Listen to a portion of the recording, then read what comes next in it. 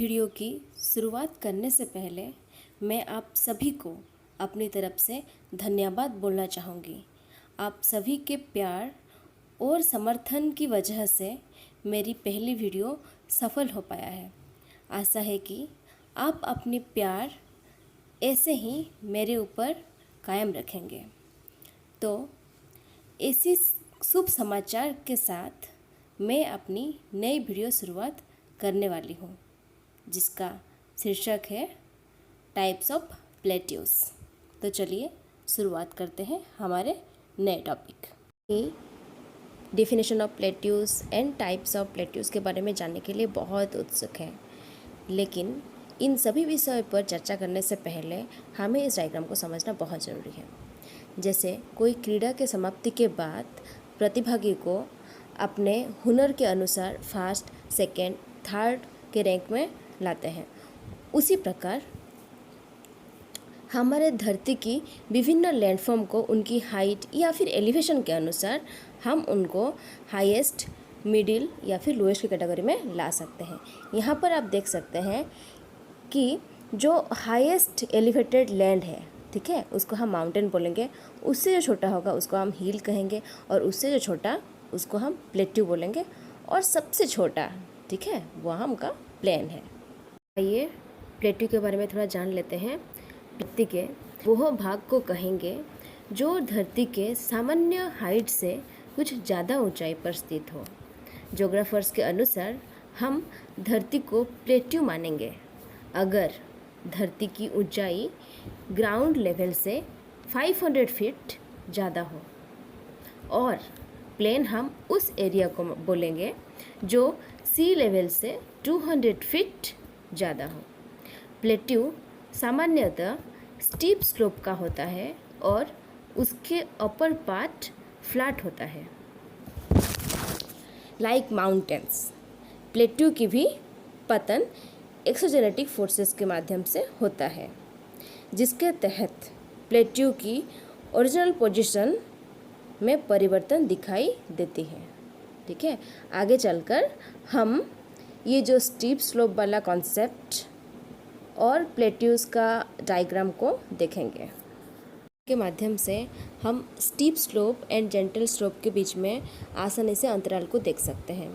First picture हम लोग का स्टीप स्लोप को दर्शाता है, जबकि सेकंड पिक्चर हम लोग का जेंटल स्लोप को दर्शाता है। हमारा प्यारा सा प्लेट्यू, इसे देखकर आप प्लेट्यू का अंदाज़ा लगा सकते हैं कि वो दिखने में कैसा होगा। According to mode of formation and their physical appearance, plateau को हम 3 भाग में बांट सकते हैं। पहले हुआ हम लोग का टेक्टोनिक प्लेट्यू, फिर वोल्केनिक प्लेट्यू, और लास्ट वन हम लोग का है डाइसेक्टेड प्लेट्यू। तो अभी हम टेक्टोनिक प्लेट्यू के बारे में चर्चा करते हैं, जिस प्लेट्यू का फॉर्मेशन अर्थ मूवमेंट के वजह से होता है, और ये अर्थ मूवमेंट एंडोजेनेटिक फोर्सेस या फिर अर्थ इंटरनल फोर्सेस की वजह से होता है। उसी को ही हम टेक्टोनिक प्लेट्यू कहेंगे। इसका बेस्ट एग्जाम्पल है डेक्कन प्लेट्यू, जो कि हम लोग का इंडिया में स्थित है। कुछ टेक्टोनिक प्लेट्यू जो है मेसेटा ऑफ सेंट्रल आइबेरिया की तरह टिल्टेड हो सकती हैं, और कुछ हर्च ऑफ जर्मनी की तरह फोल्टेड भी हो सकते हैं। 2 फोल्ड माउंटेन के बीच स्थित होने वाली प्लेट्यू को हम इंटर माउंटेन प्लेट्यू कहेंगे। बेस्ट एग्जाम्पल है हम लोग का इंटर माउंटेन प्लेट्यू का तिब्बतन प्लेट्यू, जो कि हिमालय एंड कुनलुन माउंटेन के बीच में स्थित है। हमारा इंटर माउंटेन प्लेट्यू को दर्शा रहा है। आप देख सकते हैं कि दोनों माउंटेन के बीच में कैसे एक फ्लैट सरफेस फंसा हुआ है। इसी फंसे हुए लैंड को ही हम इंटर माउंटेन प्लेट्यू बोलेंगे। Next type of plateau volcanic plateau है, जिस प्लेट्यू का फॉर्मेशन मोल्टन लावा के धरती की बड़ी सतह पर फैलकर जमा होने की वजह से होता है, उसे वोल्केनिक प्लेट्यू कहेंगे। और यह लावा समय के अनुसार लेयर बाय लेयर धरती की सतह पर जमा होता रहता है, और यह बासाल्टिक लावा की सक्सेसिव शीट का फॉर्मेशन करता है। इसका बेस्ट एग्जाम्पल है Antrim plateau of Northern Ireland and the north western part of Deccan plateau and the most remarkable plateau built by lava is Columbian snake plateau। आगे के स्लाइड में हम formation of volcanic plateau and Columbian plateau के बारे में पढ़ेंगे। हमसे हम वोल्केनिक प्लेट्यू का फॉर्मेशन के बारे में आसानी से समझ सकते हैं। यहाँ आप देख सकते हैं कि फास्ट डायग्राम में हम लोग का जो लैंड होता है वो कितना प्लेन होता है, लेकिन समय के अनुसार इसके अंदर जो मोल्टेन मैग्मा होते हैं वो फोर्स देते हैं नीचे से, ठीक है। तो उसके बाद जो धरती की सतह पर कोई एक क्रैक्स का फॉर्मेशन होता है, फिर उसी क्रैक्स में से हम लोग का मोल्टेन जो मैग्मा है वो धीरे धीरे धरती की सतह पर आने के लिए कोशिश करते हैं। फिर एक वोल्केनिक माउंटेन का फॉर्मेशन होता है और उसी फिसर से ही धीरे धीरे अब वोल्केनिक जो लावा है वो बाहर निकलता रहता है और धरती की सतह पर जमा होते रहता है। तो ये लेयर बाय लेयर जमा होते रहते हैं। उसके बाद ये एक सक्सेसिव जो फ्लोर्ड बासाल्ट का फॉर्मेशन कर लेता है।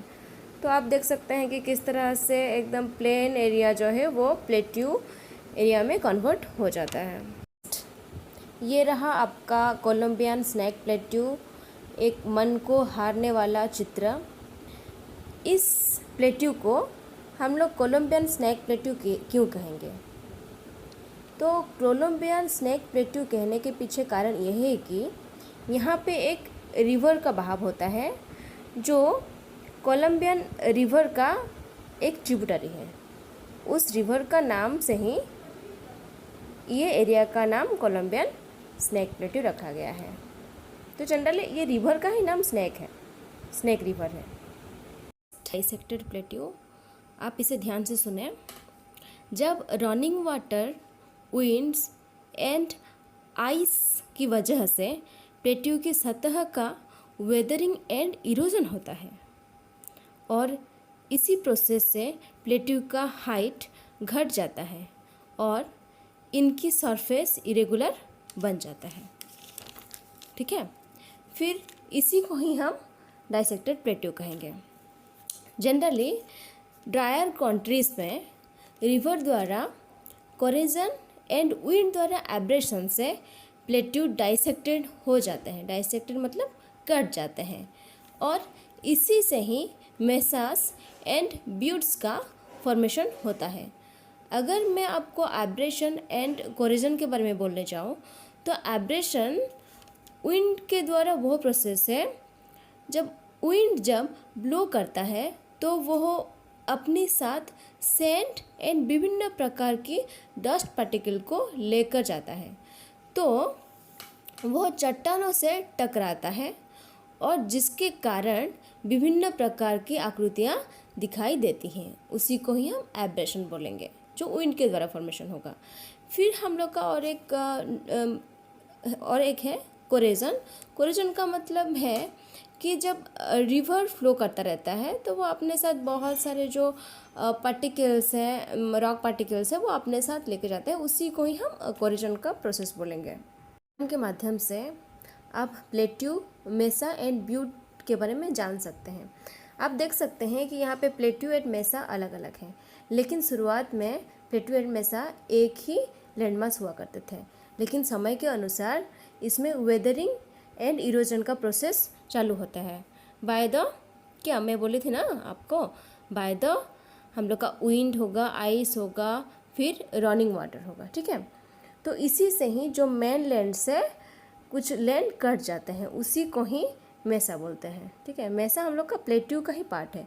फिर जब मेसा और भी ज़्यादा कट जाता है और घटकर और एक लैंड फॉर्म तैयार करता है, उसी को ही हम ब्यूट बोलेंगे।